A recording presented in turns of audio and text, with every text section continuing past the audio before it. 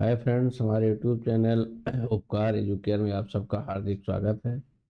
आज हम भूगोल का एक बड़ा चैप्टर जिसे अपवाह तंत्र, ड्रेनेज सिस्टम या नदी तंत्र भी कहते हैं की चर्चा करेंगे। और इसे बहुत ही मेहनत से आपके सामने हम लेके आए हैं। कम से कम जब ऑफलाइन क्लास होती है तो ये 4 दिन में कम से कम ख़त्म होता है, जिसे हम कोशिश करेंगे कि 30 से 40 मिनट में ख़त्म हो, और हो सकता है कि 1 घंटा भी लग जाए।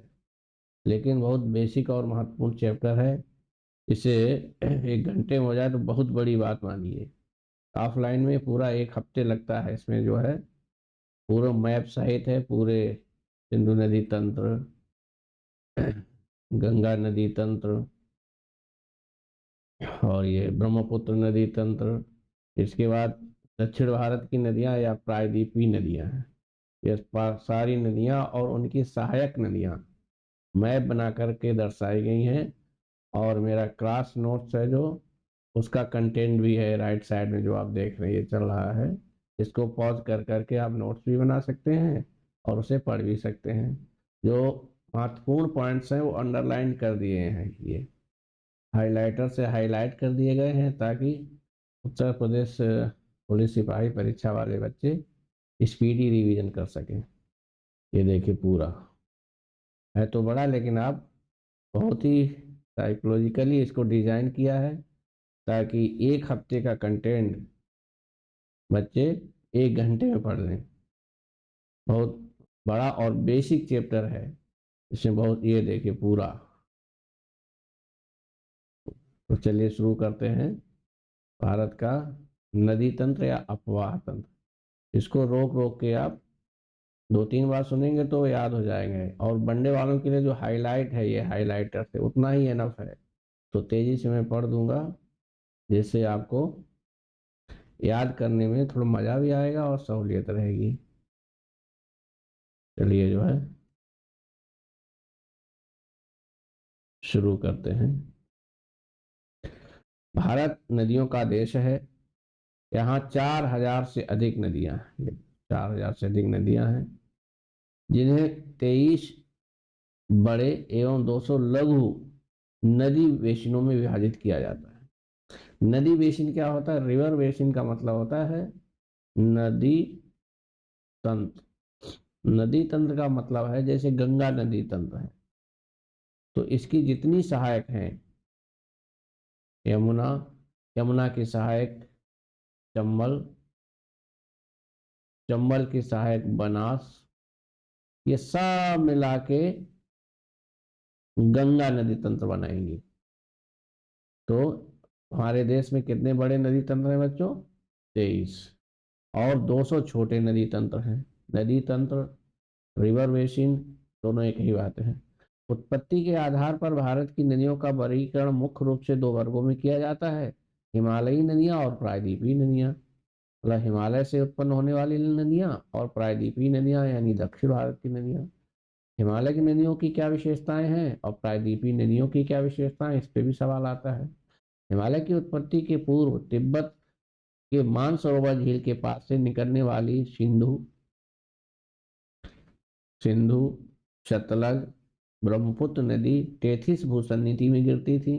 टेथिस भूसन्निधि क्या है? जहाँ हिमालय है, भूसन्निधि मतलब एक लोलैंड, लोलैंड सागर नहीं, लेकिन लोलैंड होता है। जहाँ हिमालय आज है वहाँ पहले एक सागर था जिसे टेथिस सागर या टेथिस भूसन्नति कहते हैं।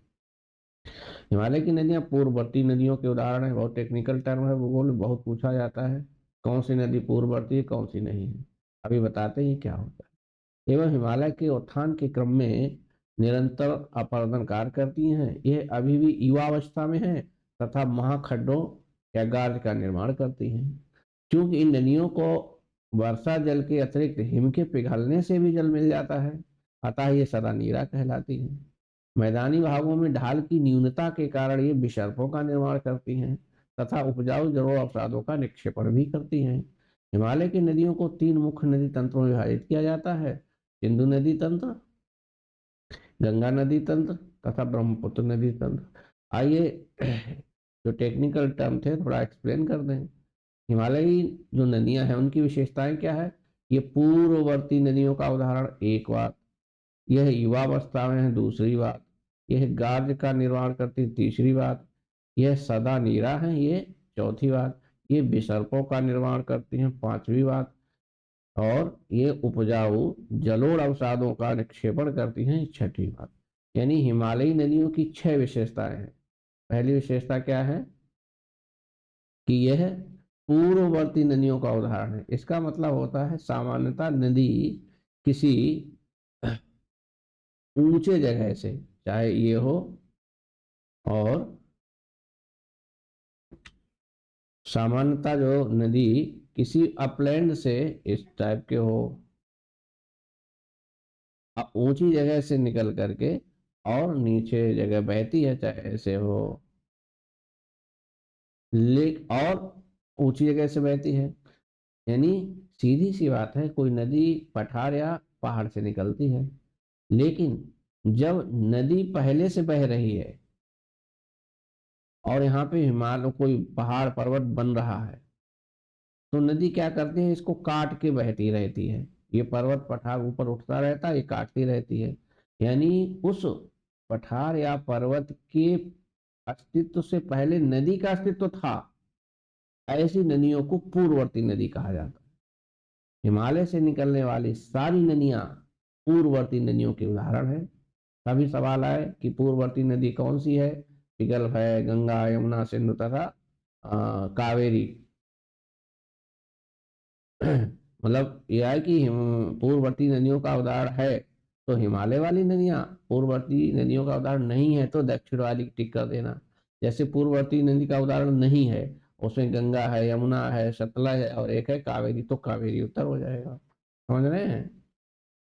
मतलब वह हिमालय पर्वत पठार जहां से नदी निकली है, नदी के अस्तित्व उस पर्वत पठार से पहले था, ऐसी नदी को पूर्ववर्ती नदी। तो हिमालय से निकलने वाली सारी पूर्ववर्ती नदी का उदाहरण है। और ये महाखंडनी गार्ज का, इसीलिए गार्ज का निर्माण करती हैं। यह सदा नीरा है, क्योंकि बर्फ के पिघलने से भी पानी मिलता है, वर्षा का भी मिलता है, इसलिए सदैव जल रहता है पूरी साल भर, ये इसका मतलब है। विसर्पों का निर्माण करती हैं, विसर्पण करती हैं, यानी ये टेढ़ी मेढ़ी चलती हैं सांप की तरह, ऐसे ऐसे ऐसे, ये विसर्पण बोला जाता है भूगोल में। और ये जलोढ़ अवसादों का निर्माण करती हैं कि हिमालय से बहुत मिट्टी लाती हैं, जब प्लेन जब आती है मैदान में तो वहाँ ढाल कम है, इसलिए मिट्टी का जमाव कर देती हैं। जैसे गंगा यमुना दोआब मिट्टी का जब जमाव करती हैं तो उन्हें जलोढ़ अवसाद कहते हैं। जल के लाया हुआ मिट्टी को जलोढ़ अवसाद। चलिए देखते हैं हिमालयी नदियां के 3 तंत्र कौन कौन से। सिंधु नदी तंत्र, और सिंधु नदी को पहले मैप देख लेते हैं। ये सिंधु नदी तंत्र है। ठीक, ये सिंधु नदी कहाँ से निकली है, चेमा युंगडुंग ग्लेशियर से। कतई गाइड वाइड रखना एकदम बंद, थोड़ा समझ लीजिए। 1 घंटे में भारतीय भूगोल का बहुत बड़ा चैप्टर, जिसे अपवाह तंत्र या नदी तंत्र कहते हैं, आज खत्म है। ये चेमा युंगडुंग ग्लेशियर ये तिब्बत में है, और यहाँ से ये सिंधु नदी देखो निकली हुई है, ये गई, ये और ये भारत का सीमा क्रॉस करती, ये पाकिस्तान में यहाँ से एंट्री हो जाती है, और ये जा करके इधर गिरती है जाकर अरब सागर में। ये सिंधु नदी, ये उसकी सहायक नदियां श्योक है जो सिंधु में दाईं तरफ से मिलती है, ये किशन गंगा है, झेलम है, चिनाब है, रावी है, ब्यास है, सतलज है। सतलज भी देखिए यहीं से निकलती है, ये राक्षस ताल वही पास में से ही। ये राकस ताल कहें कि राकस ताल भी मिला का, दोनों एक ही बात है। राकस ताल या राक्षस ताल दोनों एक ही बात है, ये दोनों बातें एक ही है। अब दूसरा सवाल इसमें बन जाएगा, इनका क्रम याद रखिए, उत्तर से दक्षिण क्रम, ये नॉर्थ है इधर, और जब आप इधर चलेंगे तो ये साउथ हो गया। तो नॉर्थ से साउथ क्रम, किशन गंगा, झेलम, चिनाब, रावी, व्यास, ये दोनों तरीके से आएगा सवाल।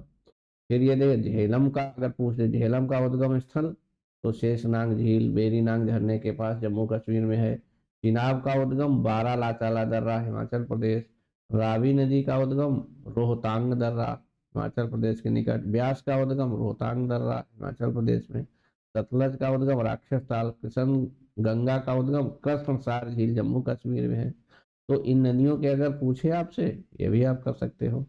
ब्यास का उद्गम रावी का, चिनाब का, झेलम का, किशन गंगा का, ये भी लिखा दिया। दूसरा ये सवाल पूछा जाता है कि सिंधु नदी की वह सहायक नदी जिसका उद्गम और संपन्न भारत में होता है, तो उसका उत्तर है ब्यास नदी। देखिए यहाँ से निकली, भारत में यही खत्म। सिंधु नदी तंत्र की वह नदी जो हिमालय के तीनों श्रेणियों महान हिमालय, लघु हिमालय तथा शिवालिक को काटती है, तो उसका उत्तर है ये सतलज। इधर से देखिए निकली है पूरा क्रॉस करते हुए। तो बेसिक बेसिक सवाल इतने ही, फिर भी हम आपको सहूलियत के लिए ये अपना क्लास नोट्स का कंटेंट भी आपको दिए दे रहे हैं। और है ये सिंधु नदी तंत्र, ये देखिए लिखा है सिंधु नदी तंत्र, जिसको आप पॉज कर करके पढ़ सकते हैं, नोट्स बना सकते हैं। और स्पीडी रिवीजन करना है सिपाही परीक्षा के लिए, तो ये हाईलाइट वाले पॉइंट पढ़ लीजिए, या टेलीग्राम पे इसके पीडीएफ डाल देंगे, वहाँ से आप प्रिंट आउट निकाल लीजिए। तो सिंधु नदी तंत्र वही चेमांगडू ग्लेशियर से निकलती है, पहले ही पढ़ चुके हैं। 2880 किलोमीटर लंबी है, जिसमें भारत में 1114 किलोमीटर बहती है। और ये सारे पॉइंट्स लिखे। 1960 में एक सिंधु जल समझौता हुआ, पूछा जाता है सिंधु जल समझौता कब हुआ? 1960 में, भारत पाकिस्तान के बीच। इसमें भारत जो है झेलम और चिनाब का 20% जल एवं सतलज रावी का 80% जल का उपयोग कर सकता है। बाकी जो है पांचों नदियां, ये जो सिंधु की सहायक है, मीठन कोट के पास सिंधु नदी से मिलती हैं। ये जगह जो है यहाँ पे, ये मीठन कोट है, यहाँ मिलती है। झेलम, चिनाब, रावी, ब्यास, सतलज, जास्कर, सुनू, ये सारी दिया है। अब देखिए दो सवाल बड़े पॉपुलर हैं नदी तंत्र में। कोई भी नदी है, जैसे ये नदी कोई यहाँ से ओरिजिन हुई और ऐसे बहते हुए ऐसे जा रही है, तो इसकी दाएं तरफ से आने वाली नदियां, इस तरीके से कोई सहायक नदियां हैं। कुछ नदियां इसकी इधर से मिली है, तो उनको बोलते हैं कि बाएं तरफ से आने वाली नदी। या जो दाएं तरफ से ये आ रही हैं, इन्हें बोलते हैं उत्तर से आने वाली सहायक नदी, और इसको बोलते हैं दक्षिण से आने वाली सहायक नदी। तो जैसा भी सवाल पूछा जाए, अगर नदी की डायरेक्शन ये है, उत्तर से जो नदी आएगी वो इधर से आएगी ऐसे, और दक्षिण से आएगी वो इधर से आएगी। ये जो उत्तर से आएगी, इसी को कहते हैं कि दाई तरफ से आने वाली सहायक नदियां। अगर ऐसे सवाल पूछे तो भी आप कर सकते हैं। सिंधु नदी तंत्र की दाएं तरफ से आने वाली सहायक नदी केवल और केवल श्योक है, ये देखो यहाँ पे। बाकी ये तो सब बाएं तरफ से आके मिली है। सिंधु नदी ये जा रही है, ये तो सब दाएं से मिली है या उत्तर से मिली है जाके, ये दक्षिण से और ये उत्तर से। ठीक, तो चलिए तेजी से आपको घुमाते हैं, इसमें सब पढ़ लीजिए। बाईं ओर से मिलने वाली, दाईं ओर से मिलने वाली प्रमुख शहर इसमें कौन कौन है? ये लेह है, दास है, हैदराबाद है, स्काई है, वेशम है, डेरा इस्माइल खान है, ये सारी चीजें। अब थोड़ा झेलम नदी का थोड़ा डिटेल है। झेलम का प्राचीन नाम बितस्ता है।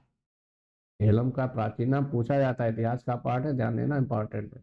झेलम का प्राचीन नाम या वैदिक नाम, प्राचीन नाम या वैदिक नाम, यानी वेदों में जो वर्णित है, तो उसका बितस्ता है। ठीक, यह पीर पांजाल पर्वत से की परिस्थली में स्थित वेरीनांग झरने से निकलती है। बुलर झील व श्रीगंगा ऋषि नदी के किनारे हैं, ये भी सवाल बनेगा। बुलर झील व श्रीगंगा के किनारे हैं। किशन गंगा इसकी सहायक नदी है। चिनाब नदी इसका वैदिक नाम या प्राचीन नाम अश्किनी है, और ये सिंध की सबसे बड़ी सहायक नदी है। ये हिमाचल प्रदेश के वारा लाचाला दर्रे से निकलती है। चंद्रा और भागा नामक दो धाराओं से निकलकर चिनाब के रूप में सिंधु नदी में मिल जाती है। ऐसे हिमाचल प्रदेश में चंद्रभागा भी कहते हैं। देखिए ये भी एक सवाल है। बगीलहार, दुलहस्ती व सलाल परियोजना इसी नदी पर है। बगीलहार, दुलहस्ती, बहुत इंपॉर्टेंट सवाल। सलाल परियोजनाएं, ये नदी परियोजनाएं हैं। जब नदी पे बांध बना के उसके पानी को पीने के लिए, सिंचाई के लिए, बिजली बनाने के लिए इस्तेमाल किया जाता है, तो उसे बहुउद्देशीय परियोजना कहा जाता है। तो वही है, ये बगिलहार दुलहस्ती सलाल परियोजना किस पे है? चिनाब नदी पर। रावी क्या है? रावी नदी के बारे में, इसका प्राचीन नाम परुष्णी या इरावती है। इसका उद्गम रोहतांग दर्रे के हिमाचल प्रदेश के निकट से होता है। ब्यास नदी, इसको बिपाशा इसका प्राचीन नाम है, हिमाचल प्रदेश के रोहतांग दर्रे से ये भी निकलती है। कपूरथला के निकट सतलज में मिल जाती है। सतलज की सहायक नदी है। यह सिंधु नदी तंत्र की एकमात्र ऐसी नदी है जो भारत में उत्पन्न होकर भारत में समाप्त हो जाती है। बहुत पूछा जाता है। पोंग बांग, पोंग बांग इसी पर है, यानी व्यास नदी पर बना हुआ पोंग बांध है। जो मैं हाईलाइट कर रहा हूँ, पुलिस परीक्षा वाले बच्चे केवल हाईलाइट देखते जाएं। हमारे काम भर की चीजें यही हैं। बाद में जब एसआई की परीक्षा, आरओ की परीक्षा या पीसीएस की परीक्षा दे, तो इसे तसल्ली से धीरे धीरे पढ़ना। सब ये तैयार होने में लगभग 10 साल की मेहनत है। बहुत पुराने हमारे क्लास नोट्स है, आप देख रहे हैं, और जानबूझ के मैंने इसको टाइप नहीं करवाया है, उससे इसकी मौलिकता नष्ट होती है बच्चों। आपको भी लगता है कि हमने कहीं से कट पेस्ट किया है, इससे इसकी मौलिकता और वास्तविकता ओरिजिनलिटी बनी रहे। शतुद्री या सतलज का प्राचीन नाम शतुद्री है। ये हिमाचल प्रदेश, पंजाब और ये बहती है। ये मानसरोवर झील के समीप राकस ताल या राक्षस ताल से निकलती है।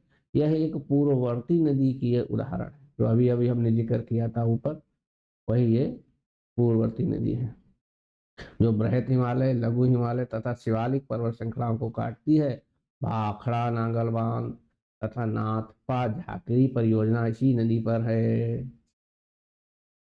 ठीक, तो ये जो है आपको बढ़िया कंटेंट ये जरूर याद कर लेना, बिल्कुल रट लेना।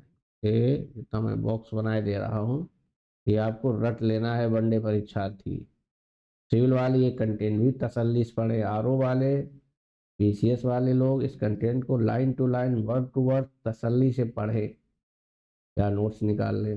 नोट्स निकालने से अच्छा आप पढ़ेंगे बार बार तो ज़्यादा आपको फायदा मिलेगा। चलिए आते हैं, हम गंगा नदी तंत्र पे नजर डालते हैं। गंगा नदी तंत्र, ये देखो गंगा नदी तंत्र, ये गंगा, ये गंगा है, ये देखो ये, और ये यमुना है मुख्य। गंगा की सहायक नदी जो प्रयागराज में आके मिलती है गंगा से। तो चलिए इसका एक बड़ा मैप है पीछे, पहले उसको देख लेते हैं थोड़ा सा, जो शुरू में लगाया था ये गंगा नदी तंत्र, ये देखो इस पे थोड़ा ये है। देखिए गोमुख, गंगा कहाँ से निकलती है? गोमुख से ये गंगा निकली। और ये गंगोत्री हिमना जो लिखा है, ये करीब करीब 19 किलोमीटर लंबा ग्लेशियर है।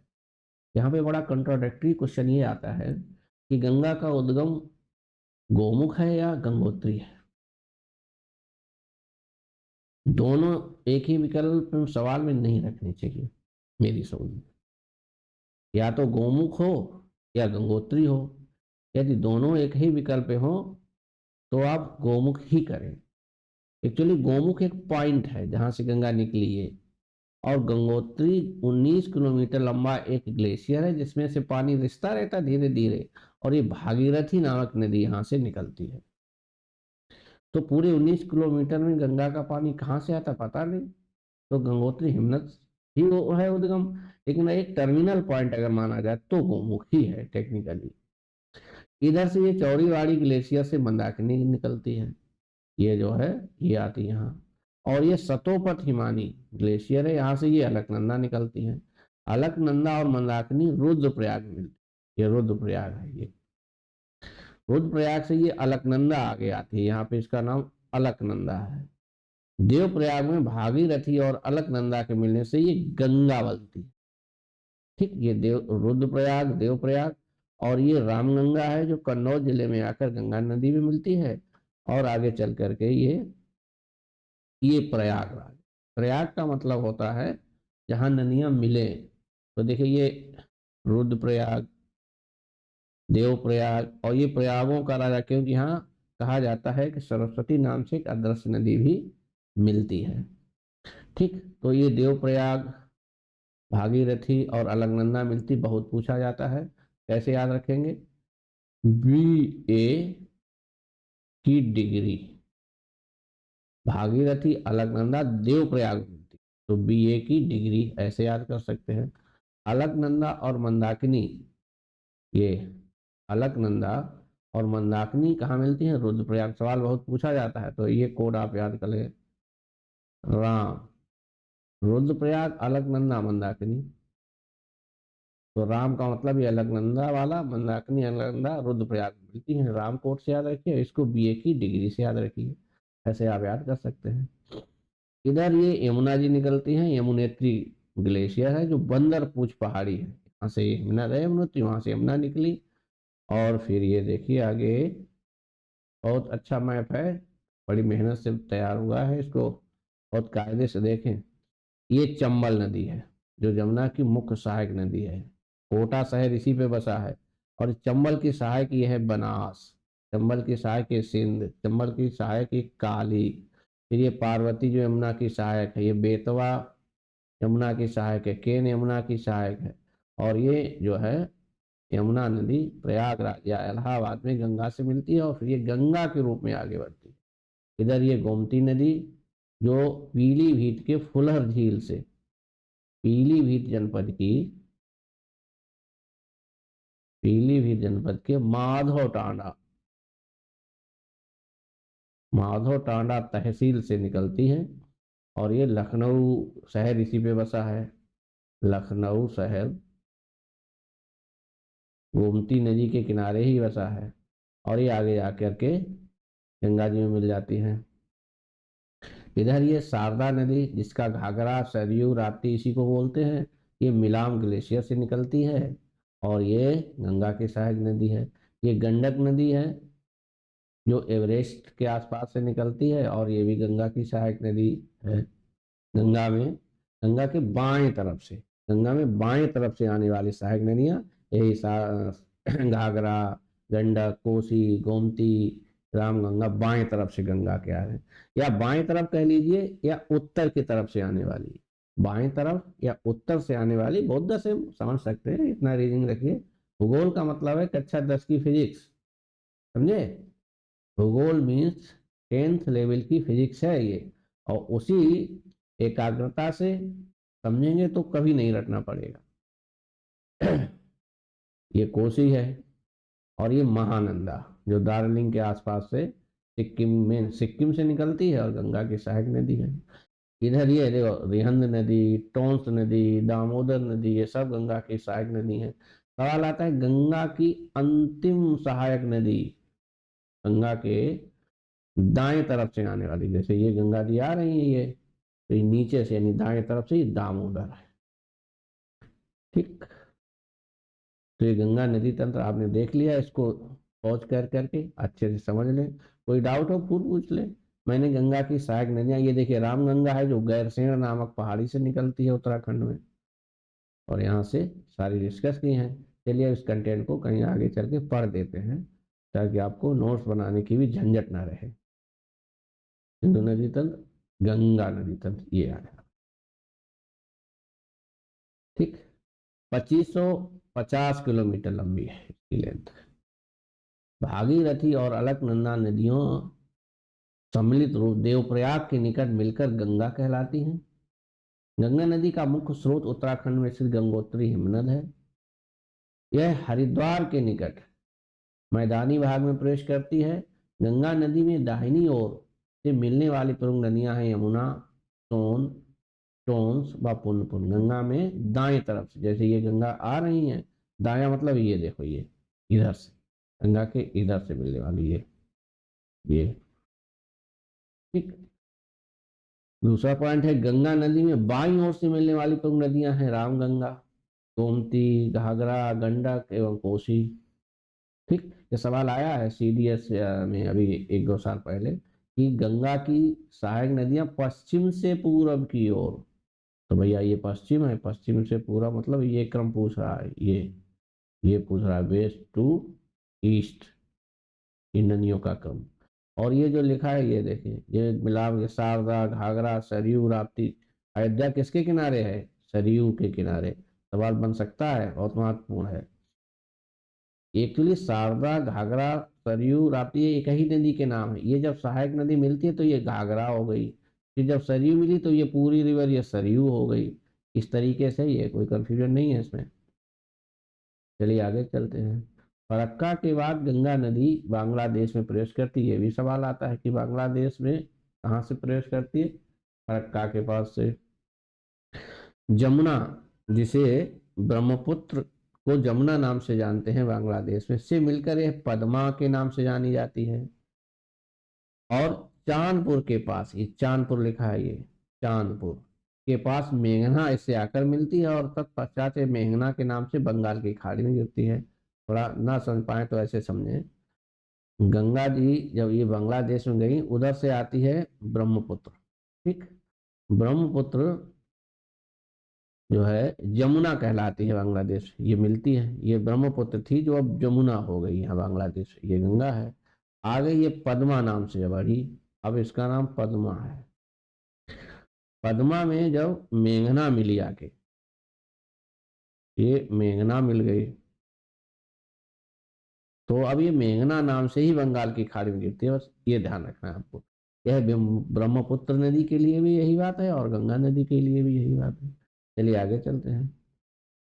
ब्रह्मपुत्र का डेल्टा विश्व का सबसे बड़ा डेल्टा है। डेल्टा का समुद्री भाग घने वनों से ढका है। सुंदरी वृक्ष की अधिकता के कारण इसे सुंदरवन कहते हैं, ठीक। डेल्टा मतलब गंगा और ब्रह्मपुत्र का मिलने का जो डेल्टा है, ये विश्व का सबसे बड़ा डेल्टा है।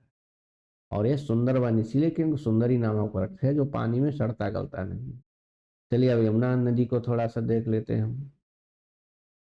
इसकी लंबाई लगभग 1370 किलोमीटर है। ये गंगा की प्रमुख सहायक नदी है। यमुनोत्री हिमनद जो टिहरी गढ़वाल डिस्ट्रिक्ट में उत्तराखंड में से निकलती है। मालवा के पठार में बहने वाली चंबल सिंध बेतवा नदियां इसकी सहायक नदियां हैं। रामगंगा नदी यह भी गैरसैंण के निकट से निकलती है। कन्नौज के निकट गंगा मिलती है, इसकी लंबाई लगभग 600 किलोमीटर है। शारदा काली घाघरा सरयू ये सब एक ही नदी के नाम है। शारदा शुरू में निकलती, जब काली मिली तो फिर कुछ दूरी तक ये काली होती है। फिर घाघरा मिलती है तो कुछ दूरी तक ये घाघरा हो जाती है। फिर कुछ दूर तक ये सरयू हो जाती है। ऐसे ये हिमालय के मिलाम ग्लेशियर से निकलती है। आरंभ में इसे गौरी गंगा कहते थे। भारत नेपाल सीमा पर इसे काली नदी कहते हैं। उत्तर प्रदेश के बाराबंकी जिले में घाघरा और अयोध्या में इसे सरयू कहते हैं। बस ध्यान रखना, थोड़ा सवाल बन सकता है भैया। राम मंदिर का उद्घाटन भी है तो पूछ सकते हैं कि अयोध्या किस नदी के किनारे है, तो सरयू नदी के किनारे है। गंडक नदी, इसकी लंबाई लगभग 405 किलोमीटर है और ये धौलागिरी व एवरेस्ट पर्वत के मध्य नेपाल हिमालय से निकलती है। बहुत सर्दी है भाई और बहुत गौर से पढ़ना, स्पेशली उत्तर प्रदेश सिपाही परीक्षा के लोग। आप लोगों के लिए मैं ये टाइम इस समय कितना हो रहा है, 2:25 रात को, तब मैं ये वीडियो शूट कर रहा हूँ। इसलिए इसको अच्छे से पढ़ें, बहुत अच्छा कंटेंट है, नहीं तो बाद में पछताना ही पड़ेगा आपको। गंडक नदी पटना के निकट सोनपुर में गंगा से मिल जाती है। सोनपुर में विश्व का सबसे बड़ा पशु मेला लगता है। स्टील जीके का सवाल है। देखिए स्टील जीके कुछ नहीं होता है, यही जो परंपरागत समान अध्ययन है उसी के कुछ छोटे छोटे पॉइंट को इकट्ठा कर देते हैं लोग, कहते हैं ये स्टील जीके हो गई। अरे स्टील जीके कोई विषय थोड़ी है भाई, जनरल स्टडी का ही पार्ट है। कुछ कुछ बीन के इकट्ठे कर दिए, 100 200 500 पॉइंट स्टील जीके हो गई। लेकिन अब उस रटने से काम नहीं चलेगा, इतना कंपटीशन है। आप देख रहे हैं 30 लाख से ज्यादा फार्म है, मात्र 60,000 लेने हैं। कितनी प्रोबेबिलिटी कम है। तो सोशल मीडिया का दौर है, ये तकनीक का कमाल है जो मैं यहाँ रात में आपको कंटेंट पहुंचा पा रहा हूँ। इससे भी कंपटीशन बढ़ा है। छोटी परीक्षाओं में भी कंसेप्चुअल सवाल आने लग गए हैं और बच्चे स्कोर करने लग गए हैं तकनीक के आने से, तो ध्यान रखना, ठीक। चलिए आगे चलते हैं। ब्रह्मपुत्र नदी तंत्र, ये देखिए ब्रह्मपुत्र नदी तंत्र है जो आंगशी ग्लेशियर से निकलती है मानसरोवर झील के निकट से और तिब्बत के पठार में बहती हुई, पहले इसको सांगपो कहते हैं, फिर ये अरुणाचल प्रदेश में दिहांग हो जाती है और ये क्या नाम असम में आकर ब्रह्मपुत्र नाम से कहलाती है। बांग्लादेश में जमुना हो जाती है। इसके 4 नाम है अलग अलग। और फिर ये गंगा नदी से मिली तो पद्मा हो गई, पद्मा मेघना मिली तो फिर मेघना हो गई, जो अभी अभी जिक्र किया था।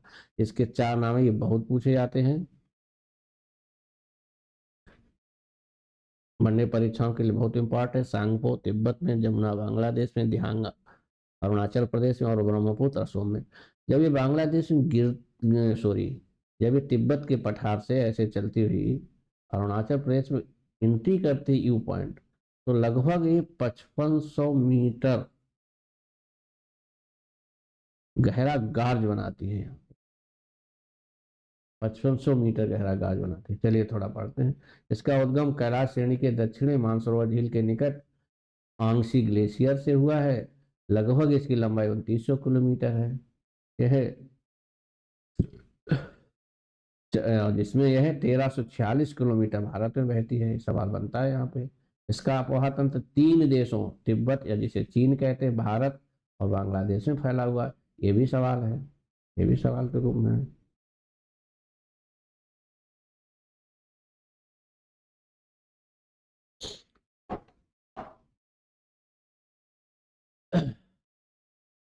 ब्रह्मपुत्र, इसका नाम सांगपो है, जिसका अर्थ होता है शुद्ध करने वाली।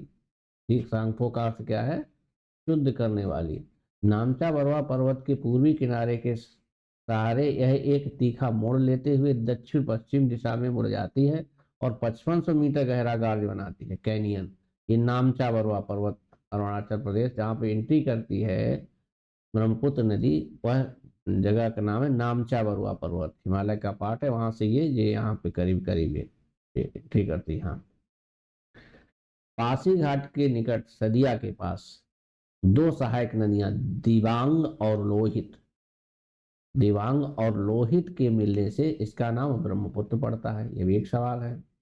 इसके बाद यह असम घाटी में प्रवेश करती है, जहाँ इससे धनसिरी, सुबनसिरी तथा मानस नाम की नदियां मिलती हैं। ये भी इसकी सहायक नदियां लिखी हैं, जिया भरेली और ये तमाम। असोम घाटी में ब्रह्मपुत्र नदी गुम्फित जलमार्ग का निर्माण करती है। बहुत अच्छा सवाल है ये, गुम्फित जलमार्ग क्या होता है? जिससे कुछ नदी द्वीप बनते हैं।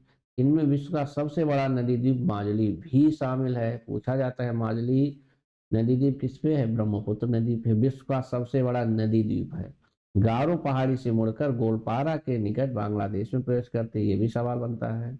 बांग्लादेश में इसका नाम यमुना है, अंत में पद्मा में मिल जाती है। जो गंगा थी वो पद्मा नाम से चल रही थी, उसमें मिल जाती है। तो ये गुम्फित जलमार्ग क्या होता है? गुम्फित जलमार्ग दरअसल ये होता है, जैसे जैसे कोई ये नदी आ रही है ऐसे, यहाँ पे आके क्या हुआ, इसका पानी ऐसे चला गया, इसमें ब्रांचेज फूट गई और ये ब्रांच आगे चल के ऐसे करके फिर ये नदी का रूप ले लिया। तो ये है गुम्फित जलमार्ग। और ये क्या है? जो नदी द्वीप, ये एक द्वीप ऐसा बीच में बन गया। जैसे माजुली इसी प्रकार का है। ऐसे ही इसमें कई कई ब्रांचेज हो जाती हैं, कभी कभी कई कई ब्रांचेज फूट जाती हैं। कई कई कई कई ब्रांचेज हो गई, ये ऐसे ऐसे ऐसे। और ये ब्रांचेज आगे चल के ऐसे करके, और फिर जो है धीरे से फिर मिल गई एक ऐसे ही जाके ऐसे, फिर ये सिंगल नदी में कन्वर्ट हो गई। तो ये जो द्वीप बन जाते हैं ये जगह जगह पे, ये जो है इस टाइप के ये द्वीप बन जाते हैं। ये पानी इसी में मिल गया जाके धीरे धीरे धीरे धीरे फिर। तो इस टाइप के जो द्वीप बनते हैं इसको गुम्फित जलमार्ग कहा जाता है। समझे? चलिए अब आते हैं हम लोग दक्षिण भारत की नदियाँ या प्रायद्वीपीय नदियाँ। दक्षिण भारत की नदियों की विशेषताएं भी कुछ हैं और उनको एक एक करके हम लोग देखते हैं। दक्षिण भारतीय नदियाँ या प्रायद्वीपीय नदियों की विशेषताएं क्या है? बिल्कुल हिमालयी नदियों के उलट है। अगर हम लोग यहाँ लिखें हिमालयी नदियाँ, और ये प्रायद्वीपीय नदियां लिखें। तो जो इनकी विशेषता है वो यहाँ पे एकदम उलट जाती है। जैसे हिमालयी नदियां क्या है, सदा नीरा है, पूरी साल भर रहता है, नहीं, ये मौसमी है। क्यों, साउथ में कोई हिमालय बर्फ इस टाइप की कोई संरचना है नहीं। जो बरसात का पानी होता है प्रायद्वीपीय नदियों वही रहता है, बाकी कोई बर्फ मिलती नहीं तो फिर सूख जाती है, बहुत कम पानी हो जाता है। ये हिमालयी नदियां विसर्पण करती हैं, इनका प्रवाह रैखिक है, लीनियर फ्लो करते हैं। नर्मदा नदी को देखिए, 1300 किलोमीटर पूरी ऐसी बिल्कुल जैसे कोई छड़ी रखी हुई डंडा की तरह बहती है, सीधी, ताप्ती भी ऐसी, ठीक रैखिक प्रवाह है। ये विसर्पण करती हैं, ये सदा नीरा है, ये मौसमी है। ये हिमालयी नदियां युवा नदियां कही जाती हैं। ये प्रायद्वीपीय नदियां प्रौढ़ नदियों के उदाहरण है, प्रौढ़ या वृद्ध नदियों के उदाहरण, पुरानी है।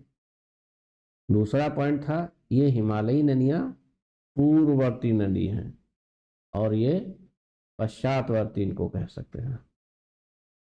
पश्चातवर्ती यानी नदी से पहले उस पर्वत पठार का अस्तित्व था। यहाँ पे पर्वत पठार से पहले नदी का अस्तित्व था। पूर्ववर्ती और पश्चातवर्ती का अंतर है।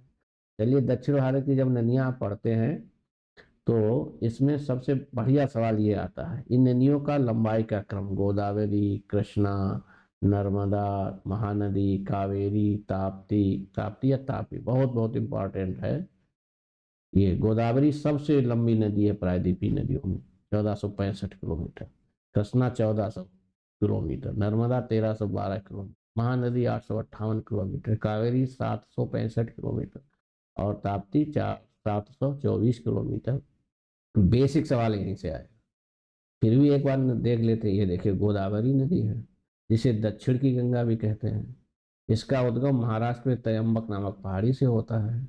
इसकी प्राणहिता, वेनगंगा, पेनगंगा, वर्धा, पूर्णा, इंद्रावती ये इसकी सहायक नदियां हैं।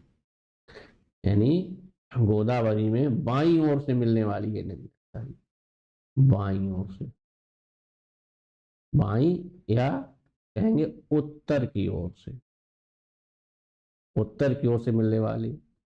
दाईं ओर या दक्षिण से ये मंजीरा है, बहुत इंपॉर्टेंट है, कम है इधर से एक है, मंजीरा याद रखना। इंद्रावती छत्तीसगढ़ इलाके के राज्य में है और इसमें चित्रकूट जलप्रपात है। चित्रकूट जलप्रपात है, बहुत सवाल आता है बेटा, याद कर लेना। प्रपात वाले झरने में चैप्टर में, झरने वाले में हम इसको पढ़ाएंगे, लेकिन फिर भी चित्रकूट जलप्रपात चित्रकूट में नहीं है, ये छत्तीसगढ़ में इंद्रावती नदी पे है। ये दूसरी कृष्णा देख लेते हैं।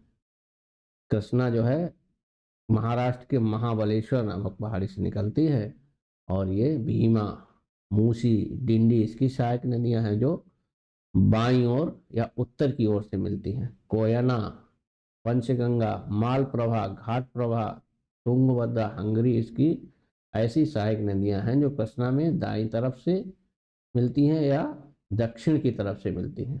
ऐसे दो सवाल छोटी परीक्षाओं में वनडे एग्जाम से बहुत आते हैं। मूसी नदी के किनारे ही हैदराबाद शहर बसा है, हैदराबाद, ठीक, हैदराबाद यानी तेलंगाना की राजधानी। और इधर तुंगभद्रा और हगी, ये भी इंपॉर्टेंट है। कोयना परियोजना भी है, महाराष्ट्र में है, ये पूछा जाता है।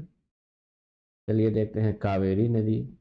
कावेरी की लंबाई 765 किलोमीटर और इसे वृद्ध गंगा के नाम से जानते हैं। वृद्ध गंगा, बूढ़ी गंगा एक ही बात है। दक्षिण की गंगा, बहुत सवाल आता है, तो गोदावरी एक उसकी पवित्रता की वजह से दक्षिण की गंगा कहते हैं। कावेरी बहुत प्राचीन नदी है, इसलिए इसको वृद्ध गंगा कह देते हैं। प्रायद्वीपीय नदियों में कावेरी एकमात्र नदी है जिसमें पूरे वर्ष भर जल रहता है। उसका कारण यह है कि जब मानसून आता है, जैसे ये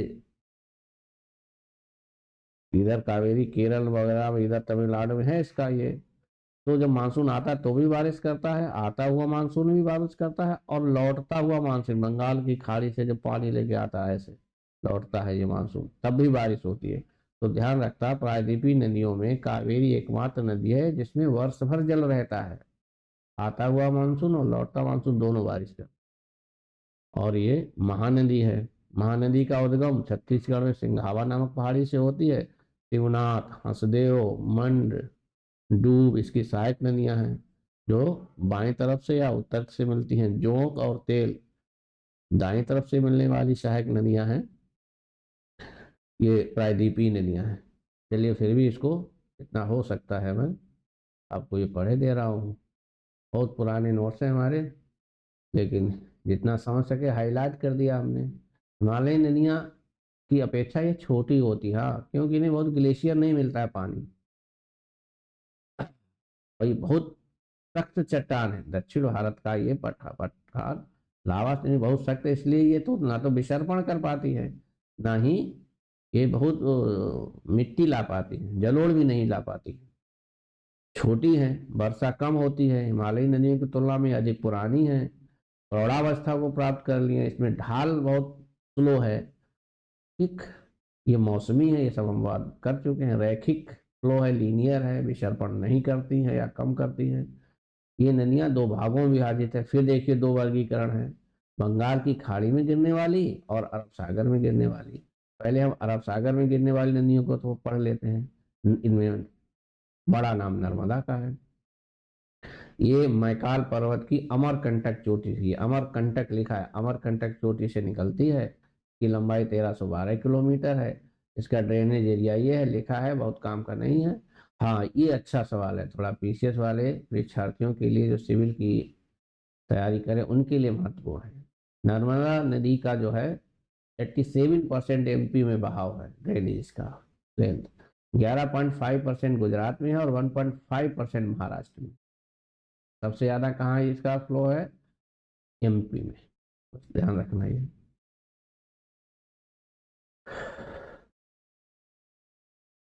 अरब सागर में गिरने वाली प्रायद्वीप की यह सबसे बड़ी नदी है। इसके उत्तर में विंध्याचल पर्वत और दक्षिण में सतपुड़ा है। ऊपर विंध्याचल है, नीचे सतपुड़ा है और बीच में नर्मदा जी ऐसे बह रही है। ठीक, ये नर्मदा बह रही, ये विंध्याचल है और ये सतपुड़ा है। जबलपुर के निकट भेड़ा घाट की संगमरमर की चट्टानों में कपिलधारा जलप्रपात है। यहाँ 23 मीटर ऊंचाई से गिरता है कपिलधारा जलप्रपात। धुआंधार, इसे ये दब गया, ये धुआंधार या कपिलधारा एक ही बात है। धुआंधार जलप्रपात किस पे है? नर्मदा नदी पे। ताप्ती नदी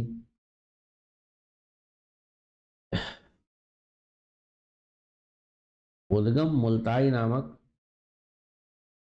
स्थान से सतपुड़ा की श्रेणी।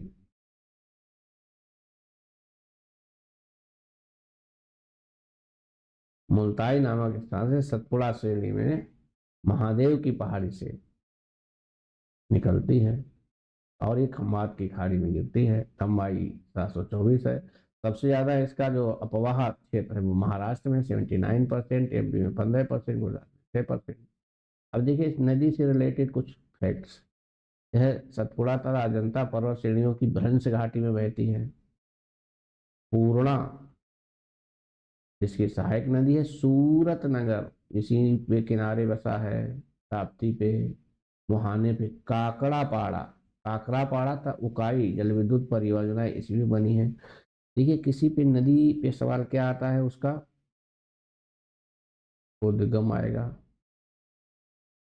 उसके किनारे जो शहर बसे हैं वो आएंगे, कोई बहुउद्देशीय परियोजना बांध वगैरह है ये सवाल बनेगा, उसकी सहायक नदियों पे सवाल बनेगा, प्राइवेट बस। ये 4 एंगल से किसी नदी पे सवाल आते हैं, तो यही चारों डायमेंशन हम खंगालते चले चलते हैं। साबरमती को देखते हैं, मेवाड़ की पहाड़ियों से निकलती है, खम्बात की खाड़ी में गिरती है, अहमदाबाद इसी के किनारे बसा है।